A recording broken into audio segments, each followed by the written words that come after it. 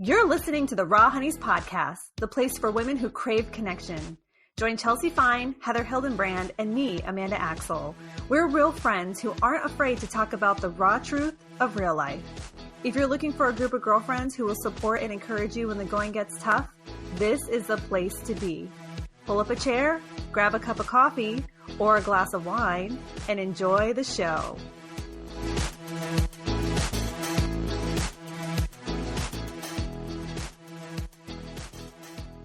So yeah, guys, what's up?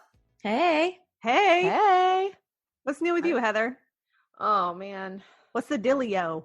I'm good. It's a good day. It's a quiet day. Summer here is summer with teenagers is quiet. Even when it's busy or chaotic, it's still quiet. You know, like I have my daughter texting me about things that she should have told me about 3 weeks ago that are coming up that I've now scheduled other things over. So now I have to move, but it's all quiet.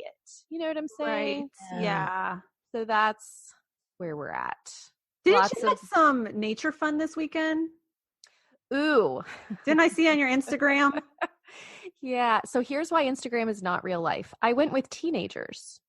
So however happy I look isn't real. No. I don't know if they just weren't prepared for nature or the fact that it's summer in Virginia or that I'm their mom, or I don't know, because they were down for it until we got there. And then they were miserable. Austin tweaked his knee and then couldn't walk. Mind you, the whole point of our visit was to walk. We were going to walk around this giant park and whatever. And so we had to cut that short. And Brooke was just angry because she's 16. And so I don't know. We have this family weekend away coming up this weekend. And it was one night and now we're available to add a second night to like do the whole weekend. And I'm just like looking at Dylan like, do we really want to add a second night and go away with them again? Because this is not a good time right now. And he's like, well, how can we like ditch them when we get there? How can we turn this around? Planning ahead. Yeah. So I don't know. It's just hard because teenagers' moods are so big and powerful. Like Brooke got out of the car at work the other morning after we dropped her off. And I rode with them because, like there's strength in numbers. And she got out of the car and he just was like, I cannot imagine having that much anger and like animosity inside me at any given time. And I was like, then just count yourself lucky that you never experienced that, because that is normal. What's happening is normal. Right? So weird. But it's hard to be a teenager. The teenage years, dark. I remember enough to at least have been able to, respond with that, the whole like, but it's normal. It's not just her, but it's hard to be around because you have to like guard your own sense of peace. Right. And so that's just where we're at.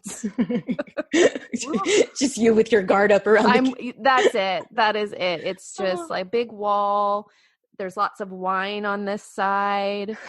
There are people praying over me. They're, on the other side, the clouds are dark and gloomy. And there's like a dragon doing flybys. You don't really, there's people being pillaged. You don't know what's going to happen. Yeah. It's what it feels like right now. Well, you're brave. You're brave that you're doing it again. To have teenagers. That's what it's like. Unpredictable. Or actually, no, very predictable. And that's the problem. If you could see Amanda's face right now, she looks like she smelled something stinky. That's what it looks like. It's okay. We'll interpret that look. You don't have to say anything. No teenagers by choice. That's where I'm at. Preach. Oh my gosh. It's funny that you say this is why Instagram is not real life. Is there an Instagram account that looks like real life? Like the picture of food is like this half-eaten bowl of Cheerios, and like, you're like taking selfies on the toilet, but you're not paying attention. You know what I mean? Like, is there something like that? So actually, it's funny that you use that example because one of the parent accounts that I follow, because I've talked to you guys about these accounts before. They're hilarious. And one of them just posted a selfie of herself on the toilet holding a baby with her arm wrapped around her toddler beside her. And it's, I mean, you can't like see anything. Sure, yeah, She has, you know, everything's covered, whatever, but like, Yeah. it's a real life. Yeah. photo. Yeah. And it's Yeah. like, the caption's like, that's real life, you know? That is Or real it's life. like, you know, my kids missed me, you know, they couldn't be without me for 5 more minutes was like like the whole, you know, explanation. And I'm like, you don't even need to explain, girl. We have all been there. That is real parenthood. You can't go to the bathroom. You try to close the bathroom door and you'll see little fingers come underneath the door like, Mama. Yes. It's adorable. Ever going to learn how to pick a lock, it's going to be in that moment. Oh, goodness. Truth.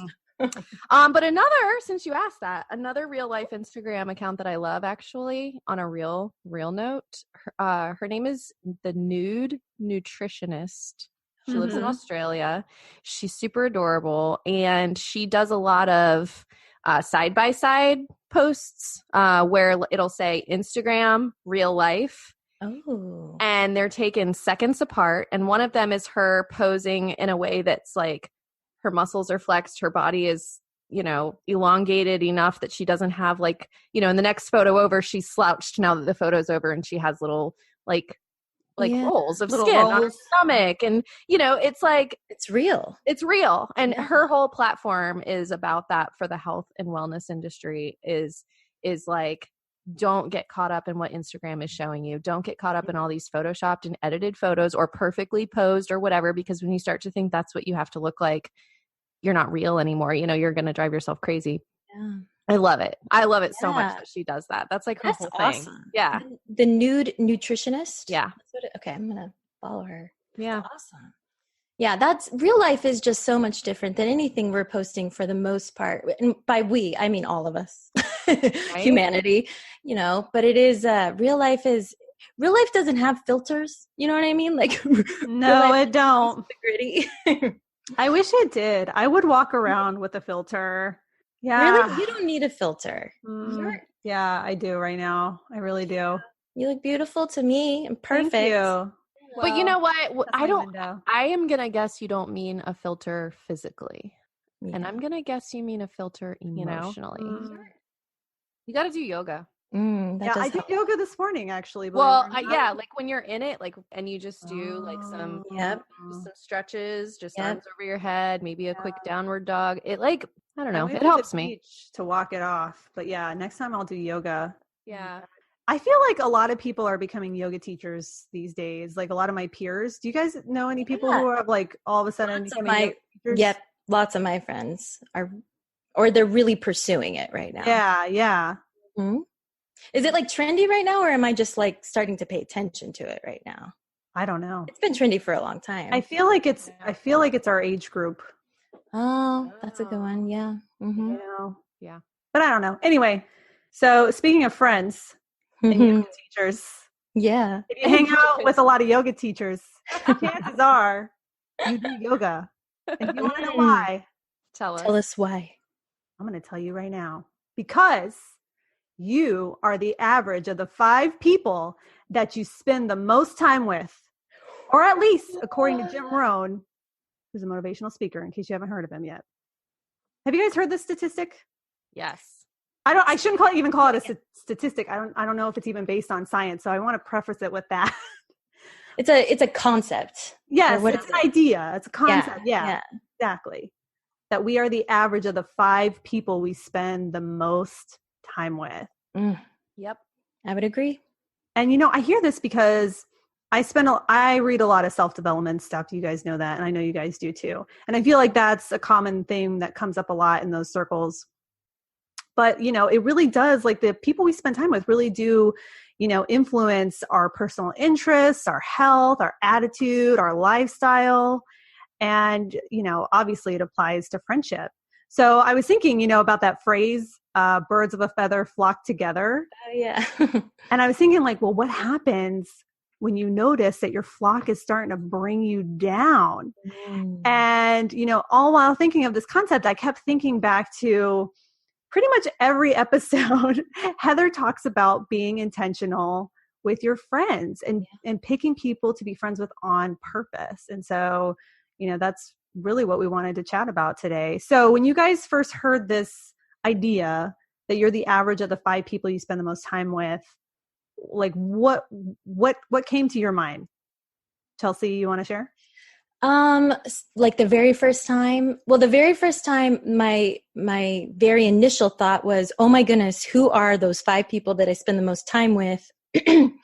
And then my very next thought was, oh, I need to get more friends, because it took me a long time to come up with who are like the 5 people that I actually do spend the most time with, and, but it really, I found it to be like a really encouraging, like, I think this concept's really encouraging because personally, it makes me feel a little bit empowered when it comes to like my personal growth or evolution or just personality or the way I'm perceived by others in the world. Like kind of makes me feel like I have more control over it than I was telling myself I had most of my life, because if you're not intentional with your friends, like what you're saying with what Heather says all the time, then you just, you might just end up with like this hodgepodge little group of whoever. And it does really impact, or for me, like it completely impacts who I am, how I think, everything. So yeah. So when I first heard it, I found it really like empowering because I was like, oh, great. Okay. So I need to go find more friends and I need to make sure that the 5 I spent the most time with are cool. And I did. So,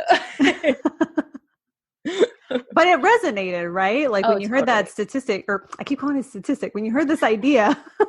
Yeah, it made total sense. It sounded very true, like very accurate to me, Yeah. of course. But I don't know.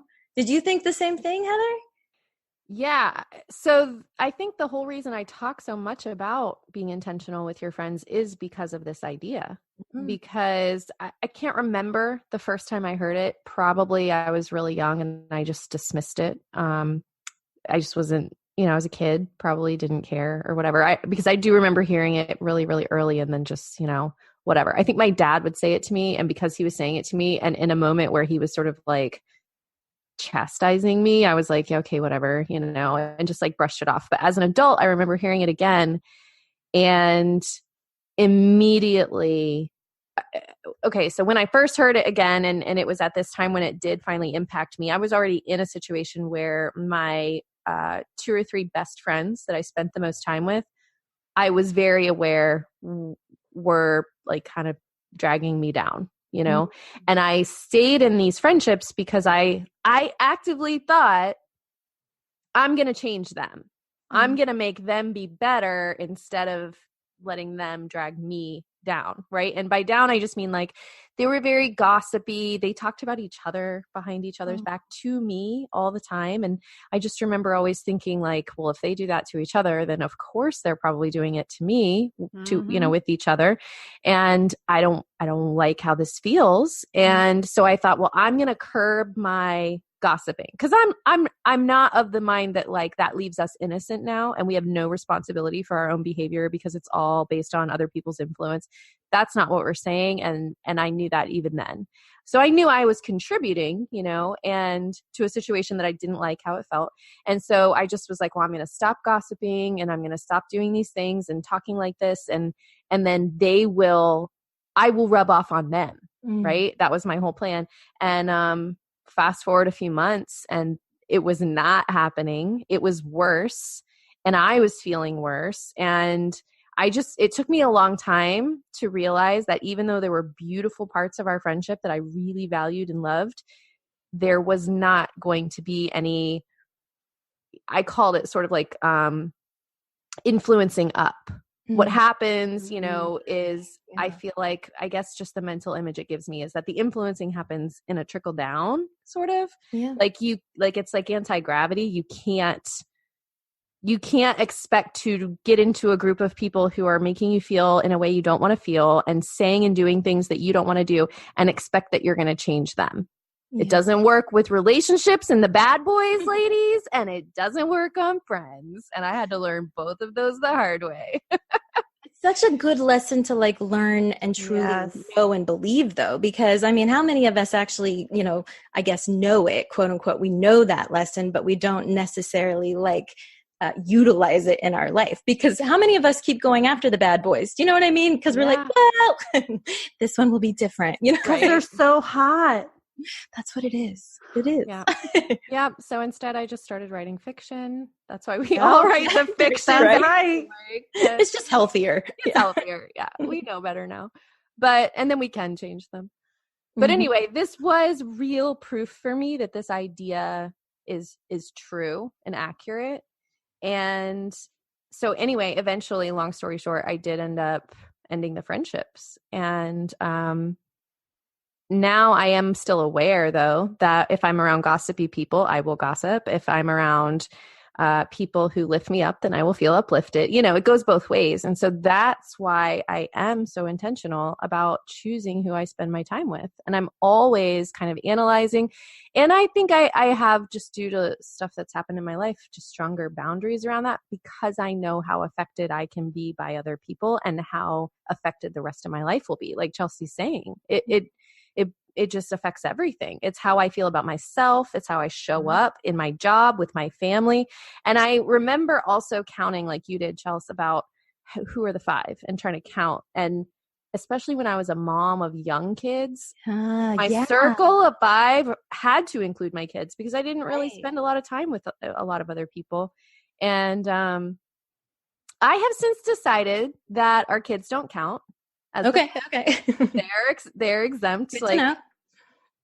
Find somebody else, fill the 5 with someone other than your kids. I mean, that's a whole other conversation for why, but other than them, who are we spending our time with? Because it's impacting how we show up even for them. So even if you can't like analyze or take action on something like this for yourself, you will take action on it for your family or for the people you care about. And if you're showing up differently for the people you care about because of your circle, that's just, I think, just a lot more impacting than, oh, does it put me in a good mood or not? Or, oh, do I gossip when I'm around them or not? Which might seem harmless. But if it's something like, oh, I'm not showing up as well for my husband or my son or daughter or whatever, then it becomes more serious. And it's like, now we really do want to take a look at it. Yeah, that's all really good insight for sure. Like how the people we hang out with the most really impact not just our relationships with those people, but with everybody else in our lives. Yeah, it is so important. Influence in general is just very, very important. You know, something we do need you want to be aware of the influences in your life, you know? And I think for me, like this concept of like the 5 people, you know, you're closest to, like that was just being aware of it to me feels like, you know, okay, that's a great big step in the right direction, you know? So yeah, for sure. Yeah, definitely. I think awareness is big. Luckily, when I heard this for the first time, I was extremely happy when I listed my 5. I was like, oh, I'm doing pretty good. That doesn't even surprise me. No. But, you know, like it's very natural, you know, over time, your circle kind of shifts and changes. You know, I think that's very natural for most of us. And so I don't know if I don't think I'm really consciously aware of that all the time, because I know because when I was thinking about this episode, I was thinking like, okay, now who are my 5 people now? You know what I mean? Like that was 4 years ago when I first heard this concept, and I was in a very different position in my life. Plus a couple of the people on my list were people that I worked with, because, you know, like when you work really closely with people, you're with them for like 40 plus hours every week. And that's a significant amount of time. So it's definitely changed. I do feel like I sort of naturally, you know, I'm naturally sort of aware of that. And I definitely, especially my female friendships, really try to surround myself with successful women who are a hell of a lot smarter than me. That's why I hang out with Heather and Chelsea, because they are some of the smartest, most amazing women that I know. And I learned so much from them. And I'm like, you guys want to be friends with me for real? Yes, girl. Who was it that says the quote, if you're the smartest person in the room, you're in the wrong room? Ooh, have you guys heard that? Yeah, I've heard. I have, but I don't know who says that. I can't remember. Powerful though. That's what it makes me think of Mm-hmm. in terms of like being deliberate with who you hang out with. Because yeah, there are a lot of times that we're in situations where we don't really have control over our 5. Like this goes back to, your kids or your family or whatever. Or if you work a full-time job and you're spending time with people that you didn't choose. And if you had to choose, you wouldn't pick them, and you can't really get away from that or help it. I think that's when it becomes even more important, really, depending on your work environment and how it makes you feel. It becomes almost dire important to deliberately pick people who are going to make you feel the way you want to feel. Now, is it someone else's responsibility to make you feel the way you want to feel? No. But you can pick people who are going to help it along, obviously. You're going to pick people who aren't going to, just deliberately try to tear you down or complain all the time. Those are the people where it's like, it's you don't even notice, it's subtle. That because they say things like they're always encouraging you or trying to build you up, or they'll compliment you or something, but what are they saying the rest of the time? And so I don't know, it just makes it more important, I think, to deliberately pick and seek out and make time for friendships or other people outside of your work or your other commitments, especially when the people inside those commitments, if your list of 5 is already kind of taken up by people you wouldn't choose, you're allowed to get a 6th and just pour as much as you can into that person or those other people, because you got to make up for, you got to make up for it. Yeah. So kind of back to what you were talking about earlier, Heather, about when you heard this concept, you realized that maybe you were not in the best company. And so those friendships ended, but not before you tried to make them work. So for people who are listening, if we're in a situation where we're counting our 5 and we're like, oh shit, maybe these are not the best people to be spending the most time with. Like, what do we do? What's the best way to handle that, especially based on your experience with your friends? Well, I did exactly like I said. I did try to fix it and, see if it would improve, and voiced some concerns and tried to bring it out into the open between us. And then when that wasn't working, I limited my time. I started putting time limits on how much I would really spend with them. For me, that wasn't as difficult because I didn't work with them. I wasn't in a situation where, like one of them had moved away and I was really just keeping the relationship open with, phone calls and stuff like that. So it wasn't as difficult as if you are faced with seeing somebody like that every day. That does make it a lot harder. It doesn't mean you can't do it. I think a lot of it too is just like owning up to your own responsibility in that relationship. Like it's not all them. They're bringing something out in you that is already there that you're willing to participate in. And so just becoming aware of that and taking responsibility of that, but also not in a way where you have to, you don't owe them anything. Yeah. And there's just there has to be such a compromise between you not owing someone anything and you not mistreating people. Because I do see a lot of responses to something like this are immediately drop them, get them out, just stop talking to them, ghost them, never talk to them again, just fire them, whatever the term is. Like their immediate answer is just to, end the friendship or whatever. And that is what I ended up doing, but I'm not an advocate for immediately just cutting ties and moving on, because I think there's a lot of self-reflection that has to happen and awareness that has to happen, because we brought ourselves to that. And we were 50% of that interaction. And so you can drop that person, but chances are you're going to attract somebody just like it again, because that is your point of attraction right now. These are the people you're bringing into your life, and why, and what is in your mind, what is in your thoughts and your behavior that is attracting people like that. And so I think the biggest thing I would say, the thing that made the biggest difference was what we were saying at the beginning. It was the awareness.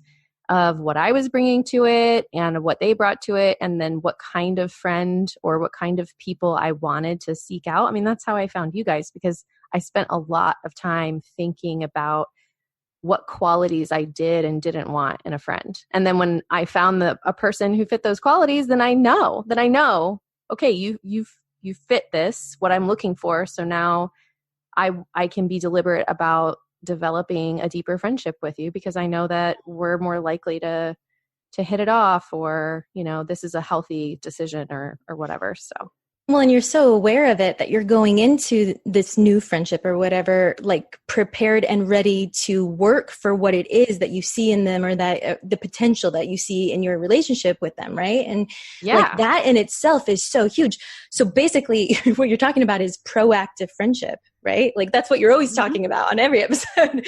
And yeah. It's beautiful. It's beautiful. Yeah. But there's ways to be proactive in the friendships that you're already in that you think aren't working too, Sure. I believe in always being proactive in a friendship, no matter what stage you're in, or where you think it's going to go. Or I think we've talked about this before about how Amanda said something to me years ago, and I love it, that your friendships are like a theater and you are responsible for which row you put people in.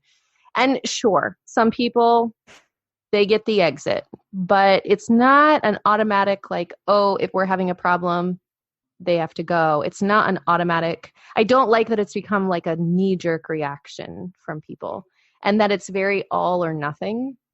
Yeah. And so I just think that there has to be some kind of like compromise or middle ground, or sort of like holding period where we really examine what's really happening, and whether it's like, is this solution going to keep it from happening again, or is it going to keep it from happening only with this person, and the next person we might attract might be similar. Right. Yeah. Yeah. You brought up a really good point about responsibility, about how, we're 50% of that friendship, right? Approximately.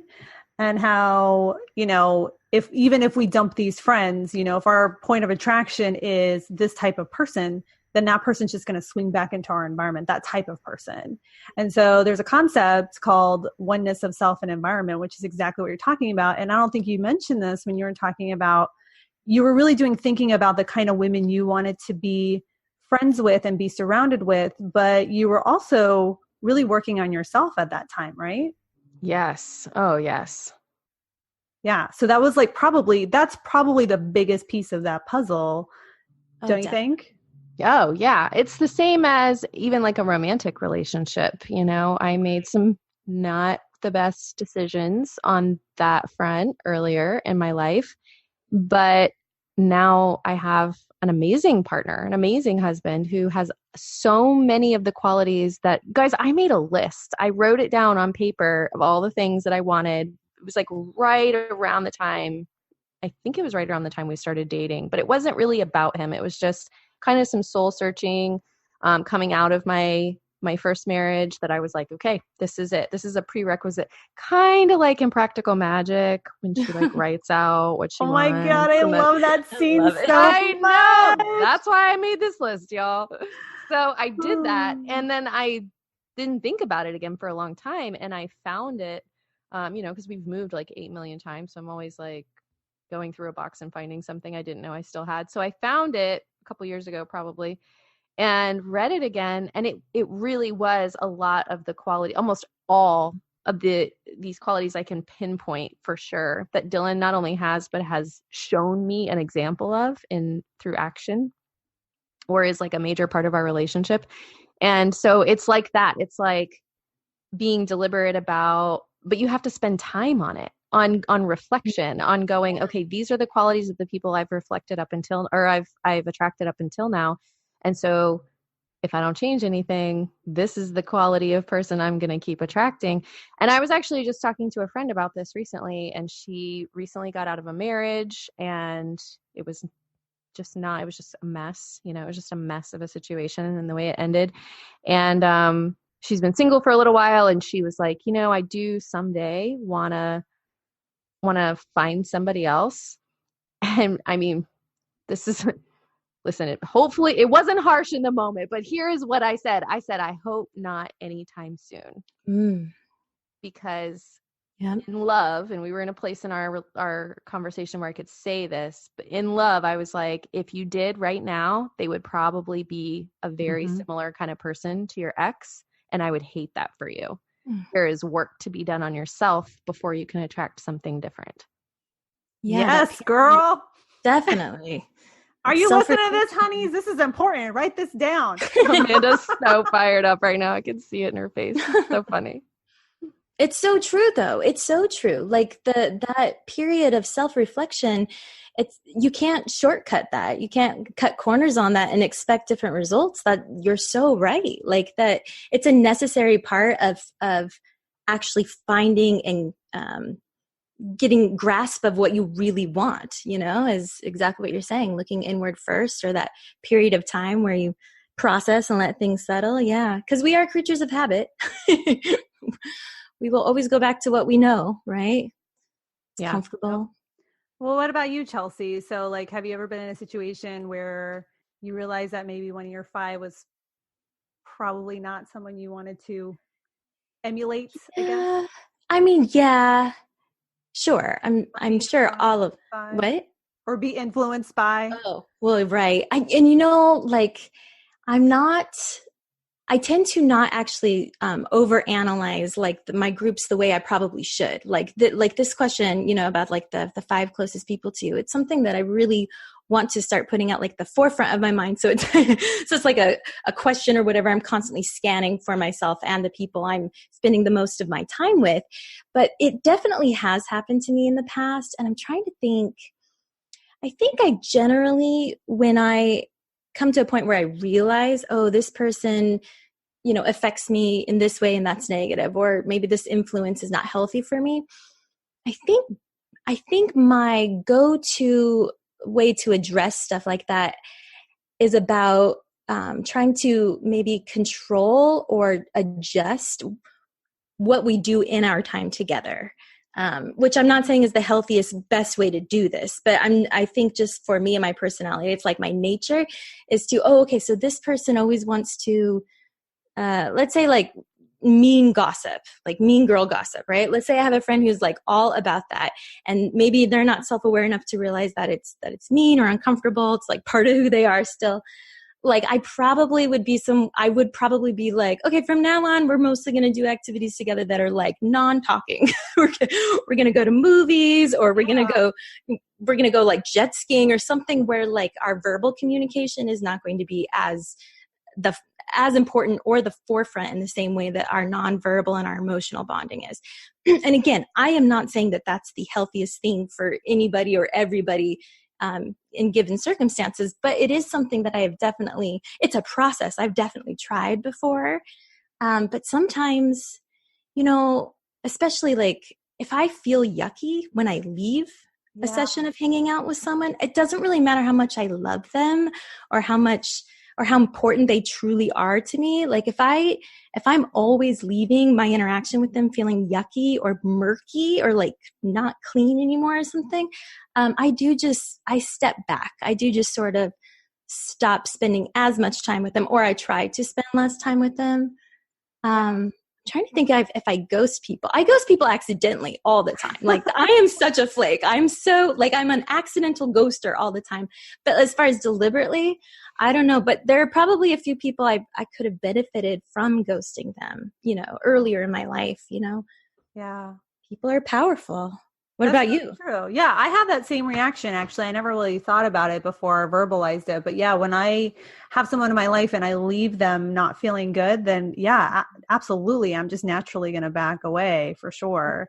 And actually, I think your idea is not bad at all about changing the activity, because what you're saying is, I don't want to give up my friendship with this person, but maybe I need to change the row, right? Like, sure, yeah. I think that's another version of changing the row. And I know some people who do that as well, because and I think that kind of goes back to what Heather was trying to do with her friends, is sort of change the dynamic a little bit. And maybe it was a little easier in this kind of friendship, because you don't see each other that much, versus like where Heather was at, where, they were, communicating a lot more often and you didn't really have that kind of control, But it can be dangerous because what you don't want is to compromise unknowingly. So yeah, it's just something to be that awareness thing, always being aware. Yeah. Well, I always think, I mean, you guys know me, like I'm definitely in the camp of let's not give up on this person yet. And let's do like everything that we can to try to make it work before we just close the door, you know, but like you have to be really vigilant, in that time, because you can end up in a bad position. But if you're really aware and you're paying attention to how you feel and what's happening and your role in it, then I actually think that's a really healthy option personally. Yeah. Yeah. So as far as being intentional about friendship, Heather, you've got some great tips, experience, and ideas that you talked about today, you've talked about before. And I just kind of want to listen to them again because I'm thinking I really want to attract someone who is like in really great shape and is going to influence me to also be in really great shape. Because I'm at this point in my life right now where I feel like health is so important and I really want to take care of my health. And it's so funny because you guys, the person I probably spend the most time with is my husband. And he is the most disciplined person that I know health-wise. You know what I mean? Like I'll be eating a whole bowl of popcorn and he'll be like, he'll have a few bites and then he'll say no to the rest. Like, I don't even know how the F he does it. You know what I mean? Dude, seriously, you're going to say no to this? So I'm hoping that's going to rub off on me eventually. Yeah. So how can we really be intentional about our friendships and attracting new friendships? So we have like working on ourselves, right? Like would you guys say that's like step number one? Oh yeah, for sure. Not even just working on ourselves, but identifying what we want from a relationship. Do we, and of course we want like this long list of awesome things, but specifically what I mean is like, if you don't have somebody in your life who is a cheerleader for you, for your dreams, for your passion or whatever you're pursuing or whatever you want to do that's like outside the box or whatever, do you have anyone in your life you can talk to about that? And more than that, do you have anyone in your life who encourages you? Do you have anyone in your life who knows how to teach you to get it or is going to help facilitate that? If you want to develop a love of, I don't even know, field hockey, find a field hockey friend. Like you can be so deliberate is my point. That was a really weird example. My mind was weirdly blank. But it's good because it's specific. Yes. Yeah. So because my mind always goes to business because I just have a lot of goals that tie into business as my passion or passion as my business or whatever.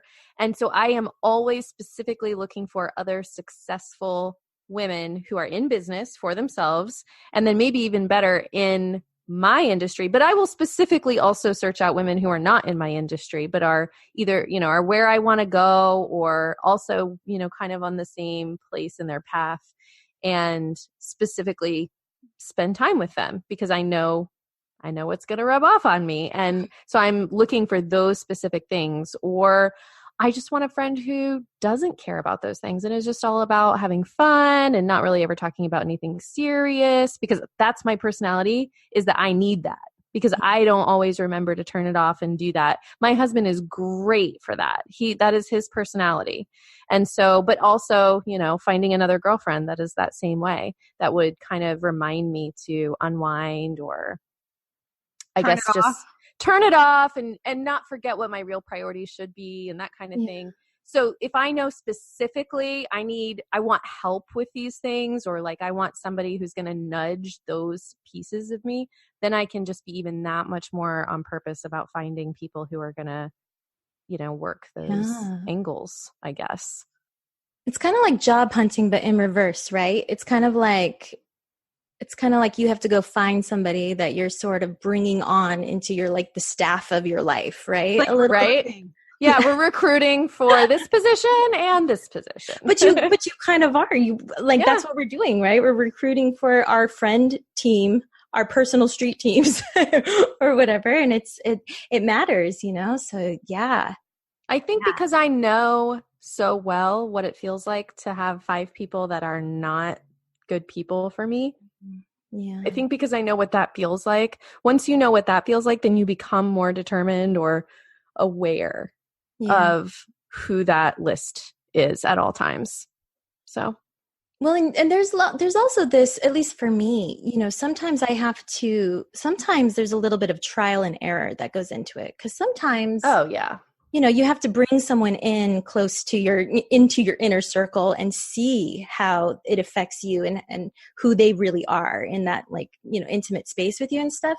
Sometimes I do have to, like, kind of, cause some people, when they're like one-on-one, they're a completely different version of themselves than they are when they're in group settings. Not like in a bad way, or just in a different way. Like some people are super deep or emotional or something one-on-one, and that's quite different than in like a group setting. And so sometimes it does take a little, like, trial and error. Well, probably for the rest of my life, trial and error. Right? New people, bring them into the front row, see if they fit there, scooch them back as they don't, you know? Right. Yeah. Yeah. And all the while, the idea, at least, is that we ourselves are growing and learning and evolving. Because I mean, I was making like a short little list here as you were talking, Heather, about like traits, like this is what I want in a friend, you know, like making a list, which actually is not a bad idea to actually make a physical list, you know, but I was just thinking like, man, do I check all these boxes? Because it looks like I'm looking for a perfect friend, you know, and that's good. It's good. But like, it's also, that just brings us right back to self-reflection, you know, and how like you have to be a good friend, you know, to cultivate good friendships. But right. Yeah, definitely. Yeah. And like you said, Chelsea, like it matters. Mm-hmm. This group does matter. And if you want to grow and push yourself, then you have to be aware of who you're surrounding yourself with. And it's interesting because I've always had a pretty easy time in friendships. And most of my friendships don't really challenge me that much. But you guys totally challenge me. You know what I mean? Like because I'm not a perfect person. I'm not a perfect friend. You know what I mean? So you guys help me work on myself as a friend, as a woman, as a human being on this planet, having a crazy experience. You know what I mean? Adventure. Yes. Yeah. And I need that if I want to continue to grow and push myself and make the most of my time on this place. So so it definitely matters for sure. Well, and you could argue that everyone kind of needs that. I would call that honesty. Like having everybody friends. Needs that. Yeah. Friends who can be really honest with you, and friends that you can be really honest with, friends you can really be yourself with, but also learn from. Because that can be tricky sometimes to know if you are able to learn from someone, because it requires like humility and self-reflection. But yeah, that honesty, that's a huge, huge important thread in any kind of healthy relationship. Yeah. All right, guys. So do you have any, takeaways for our honeys? Yeah. Well, I mean, I think what's awesome is that everything we said here today is a takeaway, and it's awesome because, at least for me, this is not a new idea. I have heard this throughout my life, and this is nowhere near the first time.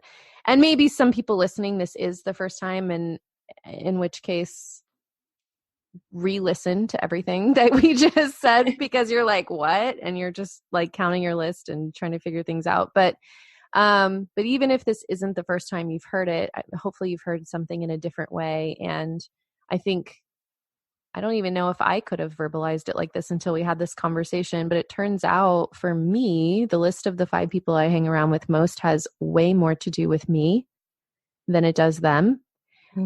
Because I will tell you, I didn't go from attracting the friends that I talked about at the beginning to attracting a really strong, healthy, growth based friendship like Amanda and Chelsea, one after the other.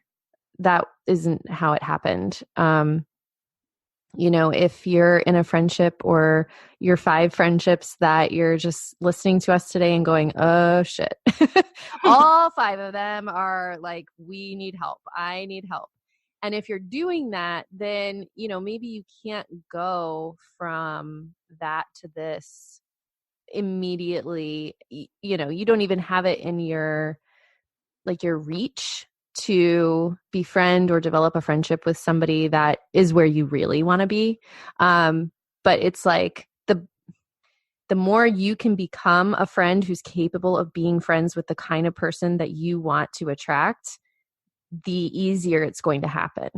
The more often it will happen. Mm-hmm. And so if you don't have available to you the kind of friends, if you're listening to this and you're going, because I can imagine, if I was listening to this podcast and just kind of like hating a little bit, like, yeah, this sounds nice for you 3, but like, I don't have that. And I don't have access to that. I don't know anyone like this in real life.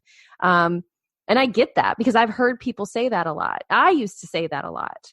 So if you're listening and you're thinking that, then I would think less about how to go find these people who you probably feel it's like impossible to find. Like, how do you just find people? Think less about that and more about who you're able to be as a friend. Because the better friend you're able to be, the better friends you will attract. So, if this is your first time or isn't your first time and you want homework beyond like what to do about these 5 people right now, work on you. And I can guarantee you what you should do with those 5 people is going to figure itself out. Oh, yeah. I don't even know if I could say anything more or better than that because that pretty much sums up everything I'm thinking. I was thinking the same thing. I'm like, all right, that's it. Honey. I feel like you should have been like, and then go jet skiing. Yeah. Yeah. Oh my gosh. It's so true though. It's so true. Who you are attracts the people that are going to be in your life regardless. We are our own individual magnets for sure. So who we are, maybe step 1 could be asking yourself if you like who you are, if who you are is the kind of friend you would actually choose and want to spend your time with. And then when you go from there, take a look maybe at your circle, your 5 closest circle, and 2 things on that. 1, take a look at it and if there are any people in that circle of 5 that are not healthy for you but are unavoidable in your circle of 5, give yourself permission to not have them have power over you the way that they have. Give yourself permission to just stay aware and stay alert to how their influence affects your day, and don't feel guilty about it because that's just you keeping yourself healthy. And then the other thing, if in your circle of 5, if there is 1 or 2 or 3 or 4 or 5 that are especially good for you or healthy, I would say take a look at what it is about those individuals that really nourishes you and try to replicate that in your own life if you don't already, so that's just something you're spreading and putting out there for others. Yeah, because you create your own little tribe, and it starts with who you are on the inside for sure. Yes. Wow, you had a lot of good stuff to say, Chelsea. I'm going to keep mine real simple, actually, and I'm kind of going to go back to square one. But yeah, so I was sharing with you guys earlier before we started recording. Years ago, when I first heard this concept, I was sharing it with a young woman that I was working with, and she was young and she was just starting out and just trying to figure out who she was in the world. And the moment I said these words about you're the average of the 5 people you spend the most time with, she got this really nasty look on her face, like, oh, that does not bode well for me. Like, I do not want to end up like this group of people that I've been spending all this time with. Yeah. And so if you're in that camp right now, you're listening and you're like not even paying attention because you're thinking about all the things that, like all the impact that it has, don't worry. Like, don't be hard on yourself. Like the awareness is key, exactly what you guys are talking about. Like, it first starts with that awareness, and then we can start to, take stock and then look at ourselves, look at our situation. And it's a process. It's exactly like what Heather said, these kinds of things, they don't just change overnight. It happens over time, but at least we can be aware. And I always love to hear this idea, because I think consciously, I definitely do forget. So when I get reminded, I can be more aware. Okay, how am I, so I can really be deliberate about, not just the people that I'm spending time with, but the things that I'm doing with my time, because all of these things shape who we are and the kind of things that we're capable of. So I just want to say that if you're becoming aware for the first time right now, congratulations. I'm so excited for you. We're super excited for you. And we'd love to, hear from you and hear your initial thoughts and your ideas and, what kind of actions you're going to take from here. So I think that's it for us today, guys. All right, honeys. Well, thank you so much for joining us on today's episode, and we will see you next time on the Raw Honeys podcast.